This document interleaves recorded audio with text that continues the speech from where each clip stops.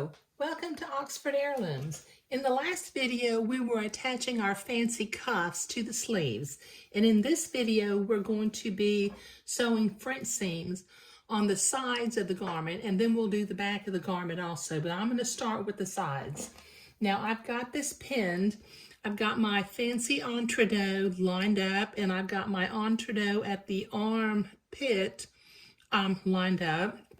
So I've switched to white thread, since I'm going to be sewing on the white Swiss Batiste.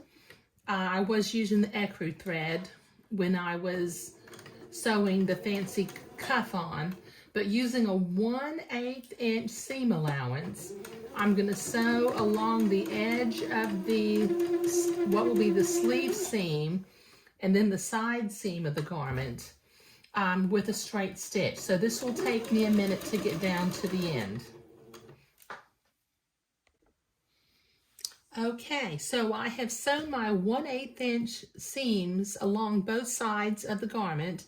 Now before I take this to the ironing board and iron that seam to one side so that I can make the second pass of the French seam, if you'll notice, because this fabric has been handled a little bit since it was originally cut out, I'm going to use my embroidery scissors and just carefully trim the loose threads from along the 1/8 inch seam line, because what will happen sometimes when we come back and sew the second pass on the French seam, these threads will stick out, and I don't want that to happen.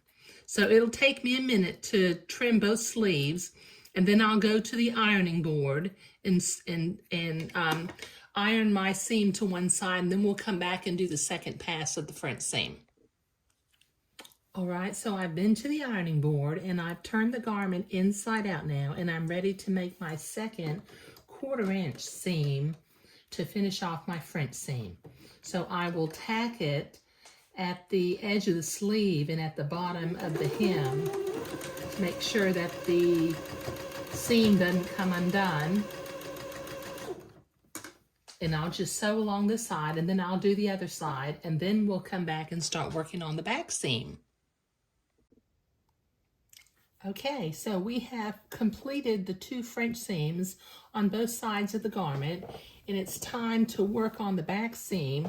Now, if you recall, along the back seam of the garment, we have a blue mark that denotes the end of the placket we're gonna create. So we're gonna create a French seam below this blue mark and leave the placket open to create the placket, which we'll do in the next video.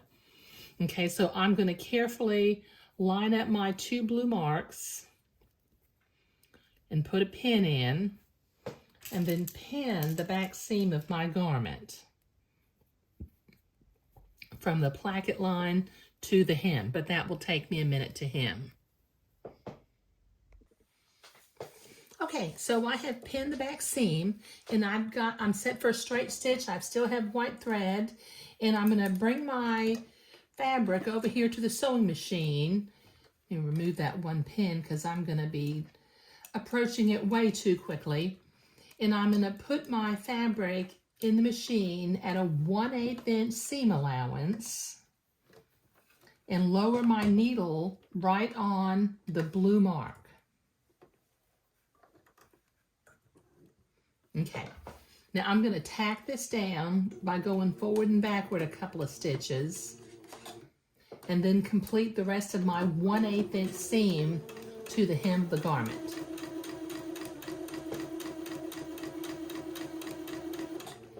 Okay, that'll take me a minute to sew. Okay, so I've got that seam sewn, and I have trimmed any stray threads that I see that might hang out of my French seam. Now what I'm gonna do, right here where that little blue mark is, I'm gonna cut a notch to my sewing thread, but without cutting the sewing thread, because I need to do that so that I can put this into the ironing board and I can iron the seam to one side. Okay, so I've been to the ironing board, I pressed that seam to one side, And as you look up here where the placket is going to be created, I have about 1/8 of an inch hanging out from where the blue mark is and at the beginning of my first seam line. So I'm going to bring my fabric in. Now this next seam allowance will be at 1/4 inch. So I'm going to carefully make sure my needle is going in at the level of the blue mark. I'll do a couple of stitches forward and back to tack it down, and then complete the second part of my French seam.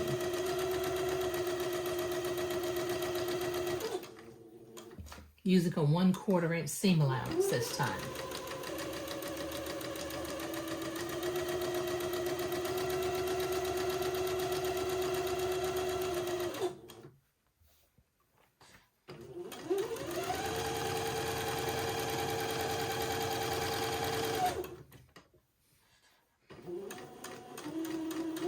And tack it at the bottom also to keep the seam from opening up. And clip my threads. Okay, now I'm going to clip my threads up here at the top too.